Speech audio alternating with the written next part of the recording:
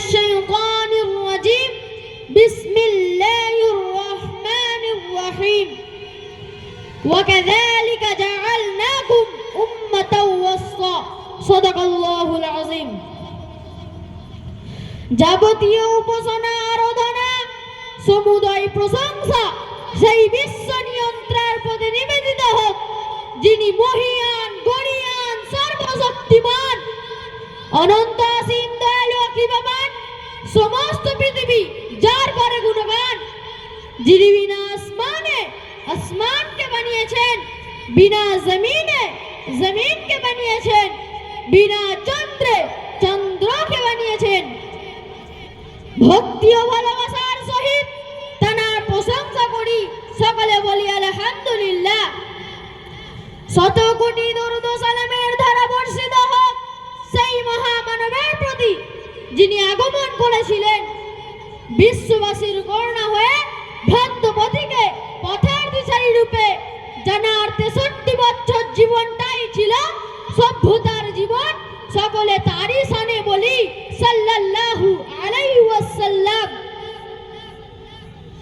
আজকের এই প্রতিবার বিকাশ অনুষ্ঠানের মঞ্চে উপবিষ্ট স্বনামধন্য সভাপতি মহাশয় ন্যায়ের মানদণ্ড হাতে নিয়ে উপবিষ্ট সুদক্ষ বিচারক মণ্ডলীগণ আমার সামনে উপবিষ্ট সবুজ বাংলা প্রত্যন্ত এলাকা থেকে আগত জ্ঞান পিপাসু ছাত্র ভাইয়েরা ও আমার প্রাণপ্রিয় শ্রোতা মণ্ডলীগণ শ্রেণী বিশেষ সকলকে আন্তরিক সালাম শুভেচ্ছা ও মুবারকবাদ জানিয়ে ইসলামী সভ্যতার ব্যাপারে কিছু বাক্য বাই করে স্থানে প্রস্থান করতে চাই আল্লাহ তাআলা সর্বোত্তম সাহায্যকারী সম্মানীয় শ্রোতা মণ্ডলী সভ্যতা বলা হয় মানুষের আচরণের দুটি দিক রয়েছে একটি হচ্ছে সংস্কৃতি অন্যটি মানুষের আচরণের বাইরের দিক যা সভ্যতা নামে অভিহিত হয় ইসলাম দিয়ে পৃথিবী শুরু হয়েছে এবং নবীদের সভ্যতা শুরু হয়েছে ইসলাম দিয়ে পৃথিবী শেষ হবে এবং নবীদের সভ্যতা শেষ হবে শুরু হয়েছিল হযরত আদম আলাইহিস সালাতু ওয়াস সালামকে দিয়ে এবং শেষ হবে হযরত ঈসা আলাইহিস সালাতু ওয়াস সালামকে দিয়ে সম্মানীয় শ্রোতা মণ্ডলী আজ বর্তমান বিশ্বের বাজারে ইসলামী সভ্যতার সংকট চলছে তৎকালীন যুব সমাজের চেতনা বা এখনকার যুব সমাজের চেতনা দৃষ্টিপাত করে দেখুন তৎকালীন ঘরে ঘরে কুরআন ও সুন্নাত ওয়ালা মানুষ ছিল এখনকার ঘরে ঘরে কুরআন ও সুন্নাত ওয়ালা মানুষ আছে কি সুতরাং দূষিত ও মূর্খতার সমাজকে দূর করতে মহান আল্লাহ রাব্বুল আলামিন সর্বপ্রথম যে বিষয় আদেশ করেছিলেন সেটি হলো ইকরা অর্থাৎ পড়শিয়া প্রভুর নামে যিনি আমাদেরকে সৃষ্টি করেছেন তৎকালীন ঘরে ঘরে কুরআনের হক যেভাবে মানুষ আদায় করত এখনকার ঘরে ঘরে তা হচ্ছে কি তৎকালীন পর্দার অবস্থা কেমন ছিল এখনকার পর্দার অবস্থা কি তৎকালীন ইলমের অবস্থা এখনকার ইলমের অবস্থা তৎকালীন আলেমদের অবস্থা এখনকার আলেমদের অবস্থা তৎকালীন মুসলিম উম্মাহ ঐক্যের অবস্থা এখনকার মুসলিম উম্মাহ ঐক্যের অবস্থা তৎকালীন অর্থনীতির অবস্থা এখনকার অর্থনীতির অবস্থা যদি একই পাল্লাতে ওজন করি বুঝতে পারবো বর্তমান সমাজ ইসলামী সভ্যতার নামে কি হচ্ছে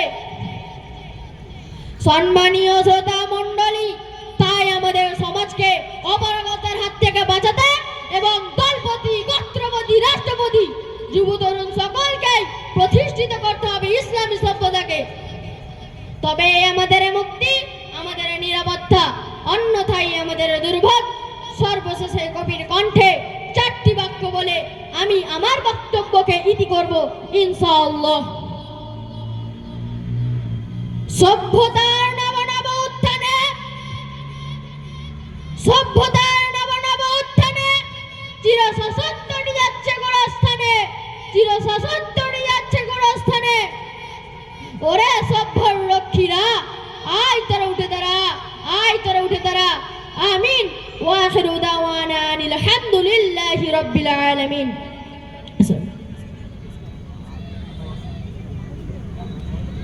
B209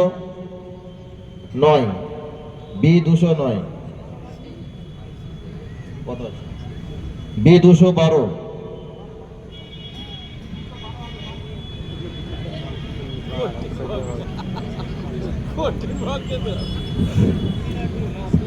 বি 209 আগে আছে,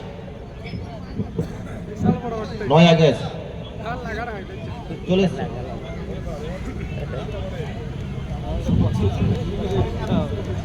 বি 209,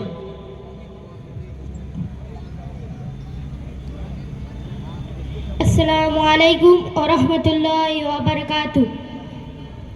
আলহামদুলিল্লাহি ওয়াস সালাতু লিয়াহলিয়া আম্মা বাদ।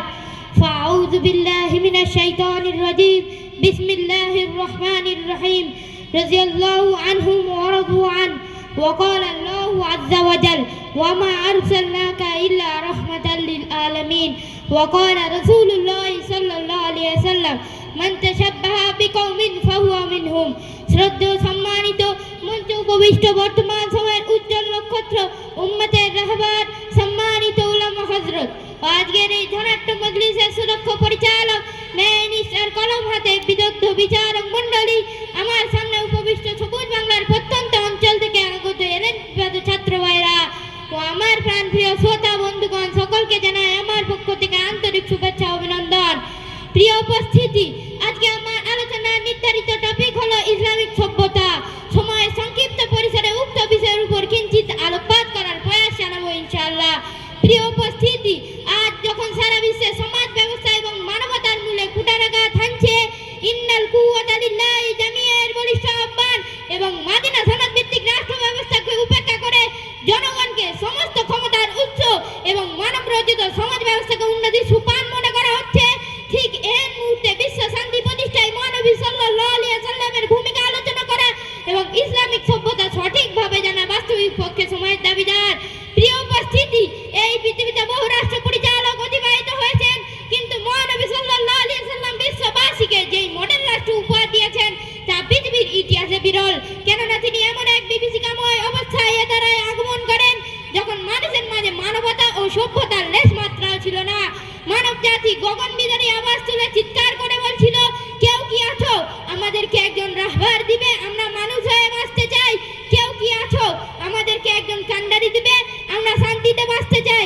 ঠিক এই মুহূর্তে শান্তির সৌগাত ও অশান্তির চূড়ান্ত পতন ঘটিয়ে এ ধারার বুকে আগমন করেন বিশ্ব মানবতার মুক্তির দূত রাসূল আরবি সাল্লাল্লাহু আলাইহি ওয়াসাল্লাম এবং প্রতিষ্ঠা করেন তদানীন্তন আরবের মাঝে শান্তিময় রাষ্ট্র ব্যবস্থা। তাই তো দেখা যায় হাঁটি হাঁটি পা পা করে শৈশব কৈশোর পেরিয়ে নবযৌবনে পদার্পণ করে যখন দেখতে পান সমাজের মাঝে অন্যায় অবিচার জুলুম নির্যাতন আরবের লোকগুলোকে প্রায় মানবরূপী পশুতে পরিণত করেছে, তখন নবীজি সাল্লাল্লাহু আলাইহি ওয়াসাল্লাম সমাজ থেকে অন্যায় অবিচার দূর করার লক্ষ্যে মাত্র 14 বছর বয়সে হিলফুল ফুজুল নামক সেবামূলক সংগঠন প্রতিষ্ঠিত করেন। তারই ধারাবাহিকতায় নবী সাল্লাল্লাহু আলাইহি ওয়াসাল্লাম 40 বছর বয়সে নবুয়ত লাভের পর সমাজ থেকে অন্যায় অবিচার নির্মূল করার লক্ষ্যে এবং পরস্পর ঐক্য বজায় রাখার উদ্দেশ্যে সচ্চার কণ্ঠে ঘোষণা করেন, ইয়া আইয়ুহান নাস কুলু লা ইলাহা ইল্লাল্লাহু তুফলিহুন। ফলে মানুষ খুঁজে পেয়েছিল মানবতা ও সুশৃঙ্খল সমাজ। সমাজ থেকে শ্রেণী বৈষম্য নির্মূল করার লক্ষ্যে নবী সাল্লাল্লাহু আলাইহি ওয়াসাল্লাম ঘোষণা করেন, ইন্নামাল মুমিনুনা ইখওয়া, আর ঘোষণা করেন আল মুসলিমু আখুল মুসলিম। ফলে মানুষের মাঝে এমন ভ্রাতৃত্ব স্থাপিত হয়েছিল যা পৃথিবীর ইতিহাসে বিরল। শুধু তাই নয়, নবী সাল্লাল্লাহু আলাইহি ওয়াসাল্লাম সকলের জীবনের নিরাপত্তার জন্য হদ ও কিসাসের বিধান জারি করে কুরআনের বাণী ঘোষণা করেন, ওয়ালাকুম ফিল কিসাসি হায়াতুন ইয়া উলিল আলবাব। ফলে রাষ্ট্রে পরিণত হয়েছিল নজিরবিহীন নিরাপত্তা ব্যবস্থা। সমাজ থেকে চুরি ডাকাতি ছিনতাই রাহাজানি নির্মূল করার লক্ষ্যে নবী সাল্লাল্লাহু আলাইহি ওয়াসাল্লাম ঘোষণা করেন, ওয়াসারিকু ওয়াসারিকুতু ফাকদু আইদিয়াহুমা জাযাআম বিমা কাসাবা নাকালাম মিনাল্লাহ। ফলে আরবে ফিরে এসেছিল শান্তির বাড়ি ধারা। নবীজি সাল্লাল্লাহু আলাইহি ওয়াসাল্লাম ব্যবসাকে হালাল এবং সুদকে হারাম করে ঘোষণা করেন, ওয়া হাল্লাল্লাহুল বাইআ ওয়া হাররামার রিবা। শুধু তাই নয়, নবীজি সাল্লাল্লাহু আলাইহি ওয়াসাল্লাম জিনার হদ ও নারীর ইজ্জত রক্ষার্থে কুরআনের বিধান জারি করে ঘোষণা করেন, আয-যানিয়াতু ওয়ায-যানি ফাজলিদু কুল্লা ওয়াহিদিন মিনহুমা মিয়াতা জালদা। ফলে তৎকালীন দিনে কোনো নারীকে ধর্ষিত হতে শোনা যায়নি। কিন্তু বর্তমান যুগে কিছু প্রগতিবাদীদের বক্তব্য শুনে অবাক হতে হয়। তারা বলে ইসলামী আইনের কথা বলে কেন আমার বোনকে জিনার হদ লাগাতে হবে। প্রিয় উপস্থিতি, আজ যারা সভ্যতার দাবিদার নারী জাতিগুলি ওরাই সুস্পষ্ট কথায় তাদেরকে বলতে চায়, ইতিহাস ঘেটে দেখো, যে যুগে নারী হয়ে জন্মানোটাকে পাপ মনে করা হতো, নারী হয়ে জন্মানো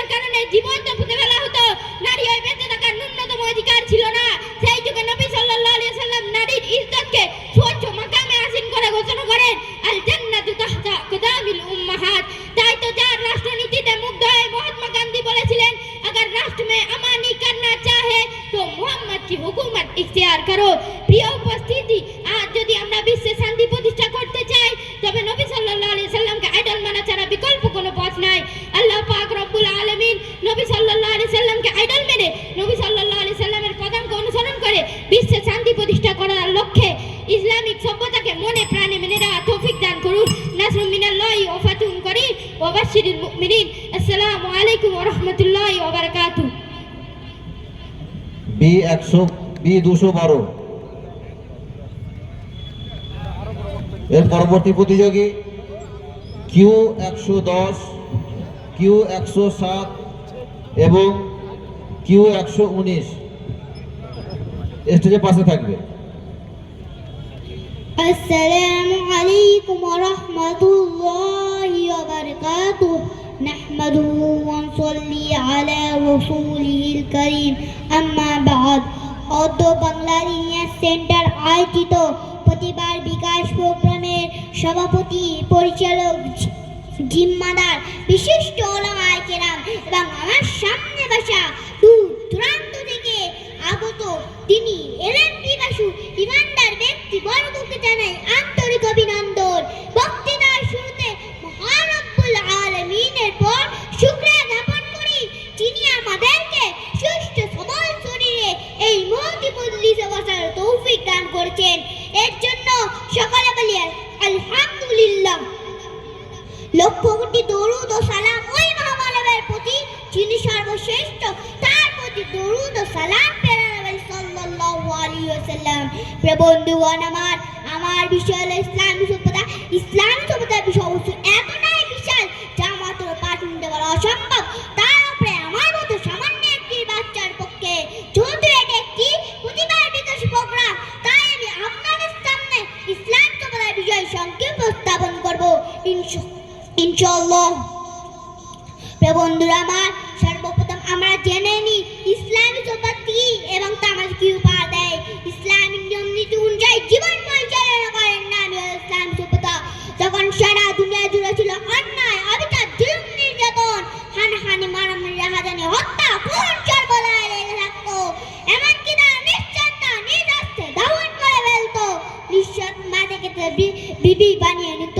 তাদের জিনাবা বিচার ছিল নিত্যদিনের অভ্যাস। এমন সময় আল্লাহ রাব্বুল আলামিন কুরআনের মধ্যে বর্ণনা করেন, তোমরা সকলে অগ্নিগর্ভের নিকটবর্তী ছিলে, সেখান থেকে তোমাদেরকে উদ্ধার করা হয়েছে।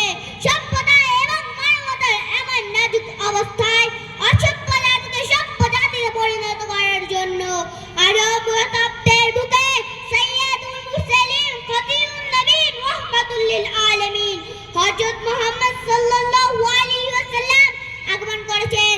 সেই জাহেলিয়াতের যুগে জাতিকে ভালোবেসে ধন্য হয়েছেন তারাই একমাত্র ইসলামিক সুশীতল জায়গায় অবস্থান হয়েছেন। তারাই হলো সেই সোনালী যুগের মানব। তাদের সম্পর্কে আল্লাহ রাসূল বলছেন, আমার সাহাবাগণ হলেন তারা অতুল্য। তাদের একজনকে যদি কেউ অনুসরণ করে তাহলে সে হেদায়েত পেয়ে যাবে। শুধু তাই নয়, তাদের জন্য আল্লাহ রাব্বুল আলামিন সূরা তাওবার 100 নম্বর আয়াতে বলেছেন, রাদিয়াল্লাহু আনহুম ওয়া রাদু আন। আল্লাহ তাদের প্রতি সন্তুষ্ট, তারাও আল্লাহর প্রতি সন্তুষ্ট। প্রিয় বন্ধুগণ আমার, সেই হুজুর পাক সাল্লাল্লাহু আলাইহি ওয়াসাল্লাম অক্লান্ত পরিশ্রম করে এবং সীমাহীন কষ্ট সহ্য করে সেই জাহেলিয়াতের যুগের ভ্রাতৃত্বের অধিকার স্থাপন করেছেন। তিনি আমাদেরকে ইসলাম সভ্যতা শিখিয়েছেন, বড়দেরকে সম্মান করা, ছোটদেরকে স্নেহ করা, ভালোবাসা, আত্মীয় স্বজন এবং পাড়া প্রতিবেশীদের সাথে ভালো আচরণ করা, মা বাবার খেদমত করা, তাদের সম্মান করা। তিনি ইসলাম সভ্যতায় শিখিয়েছেন চুরি, ডাকাতি, জিনা, ব্যভিচার, সুদ, ঘুষ ও অন্যান্য নিকৃষ্ট কাজ থেকে বিরত থাকা। তিনি ইসলাম সভ্যতায় এও শিখিয়েছেন নিজের মাতৃভূমিকে ভালোবাসা শ্রদ্ধা করা। তিনি ইসলাম সভ্যতায় শিখিয়েছেন না জাতিকে পর্দায় থাকা। প্রিয় বন্ধুগণ আমার, আজকে না জাতির পর্দা অবহেলার কারণে মা বোনকে লাঞ্ছিত হতে হচ্ছে রাস্তাঘাটে। অনেক মা বোনকে ধর্ষিত হচ্ছে সেই নাইট ক্লাবে, পার্কে, হলে। বলেন ঠিক কিনা? ওই মা বোনদের বলতে চাই, আপনার ইসলাম সভ্যতায় চলে আসেন, তাহলে আপনার পরিস্থিতি অনেক খারাপ চলে যাবে। শুধু তাই নয়, আজকে বিশ্বের দিকে দেখালে বোঝা যায় তারা আধুনিকতার নামে নব্য তরুণ তরুণদের নিয়ে যাচ্ছে অন্ধকার যুগে। তাদের নিঃস্ব সমগ্রের মাধ্যমে আজকে যুব সমাজ ও তরুণ তরুণীদের অনেক খারাপ কিছু দেখাচ্ছে। তারা আমার নিজেও শিক্ষা চালাচ্ছে, যার ফলে আজকের মুসলমান ভাই বোনেরাও তাদের বৃদ্ধ মা বাবাকে রেখাচ্ছে বৃদ্ধাশ্রমে। পশ্চিমা সভ্যতা আমাদেরকে এমন ভাবে গ্রাস করে নিয়েছে যে আমরা সেখান থেকে কোনোভাবে বেরোতে পারছি না। কিসের জন্য? আমাদের মাঝে হুজুর পাক সাল্লাল্লাহু আলাইহি ওয়াসাল্লামের আদর্শ দেখা যায় না, হুজুর পাক সাল্লাল্লাহু আলাইহি ওয়াসাল্লামের সুন্নাত দেখা যায় না। আজকে যদি আমাদের মাঝে হুজুর পাক সাল্লাল্লাহু আলাইহি ওয়াসাল্লাম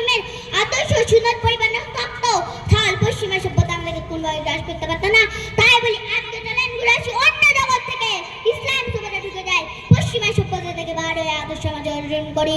কারণ ইসলাম সুন্দর হয়েছে হুজুর পাক সাল্লাল্লাহু আলাইহি ওয়াসাল্লামের আদর্শ। সুতরাং হুজুর পাক সাল্লাল্লাহু আলাইহি ওয়াসাল্লামের আদর্শ জীবনকে অনুসরণ করাই আমাদের কাজ। এই বলে আমি আমার বক্তব্য শেষ করছি। ওয়া আখিরু দাওয়ানা আলহামদুলিল্লাহি রাব্বিল আলামিন। আসসালামু আলাইকুম ওয়া রাহমাতুল্লাহি ওয়া বারাকাতুহু।